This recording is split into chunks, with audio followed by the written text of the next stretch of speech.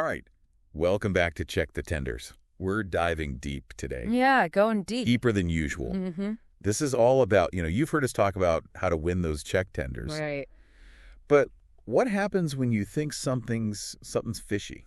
Oh, yeah. What happens if you think something's not right? Good question. This is about defending your bid.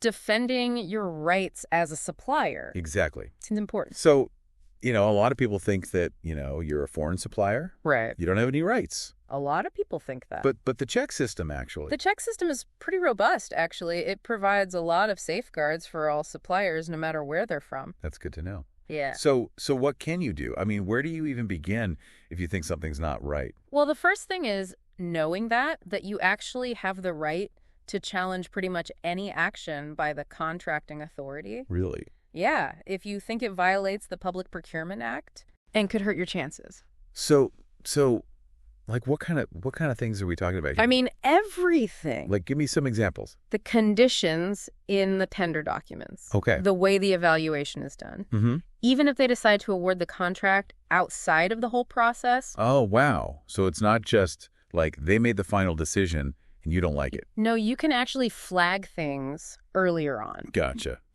Yeah. So if you see something, say something. That's right. Early intervention is always better. Okay. So if you encounter a situation like that, something seems off, you start with what we call an objection. Okay, so an objection. So this is more than just like sending an angry email. Yeah, a lot more. It needs to be in writing, obviously. All right. You got to clearly explain what you think they violated. Mm-hmm.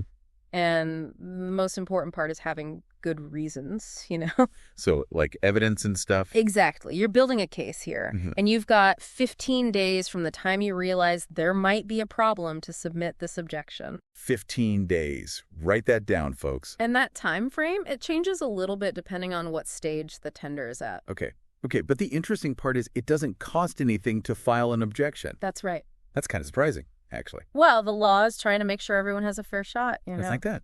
All right, so let's say I'm this diligent foreign supplier. Mm-hmm.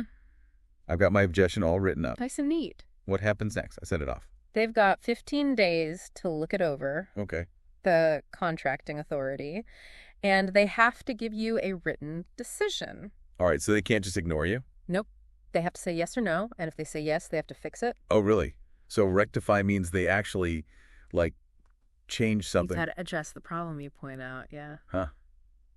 Interesting. So maybe they change the tender documents or the way they're evaluating bids? Exactly, to make it fair. But what if they say no? Okay. What if they reject it? What then?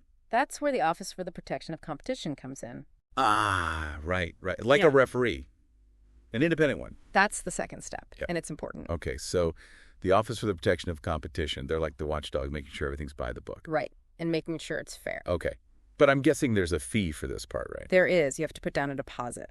It's 1% of your total bid. 1%. Ah. Oof, that could be a lot. There are minimum and maximum amounts, though. Okay, They don't want people just appealing for no reason. makes sense.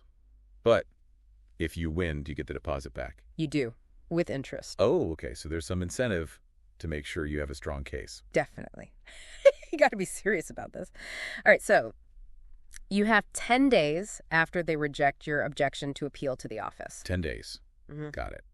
And what do you need to include in the appeal? Everything, all the details, Okay. all the evidence. Right. But here's the thing.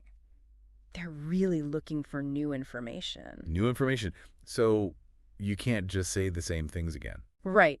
Things you couldn't have said in your initial objection. So you got to think ahead. Be strategic and keep good records. Be organized. Yeah. Now, one more thing.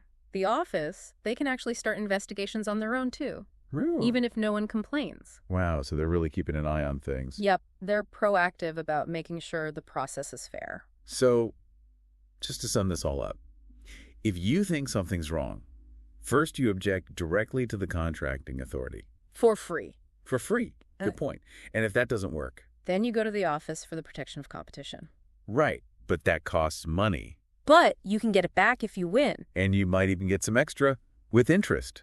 So it's all about knowing your rights. Exactly. And using the system to protect those rights. It's interesting, isn't it? Knowing this might actually make people more likely to bid in the first place. Like, okay, there are these safeguards in place. That's a good point. It changes your whole perspective. Makes you feel a little more secure. Well, folks, if you want to know more about how to put together a winning bid in the first place, stay tuned for our next Check the Tenders episode. We'll be talking all about bidding strategies. Until then. See you next time.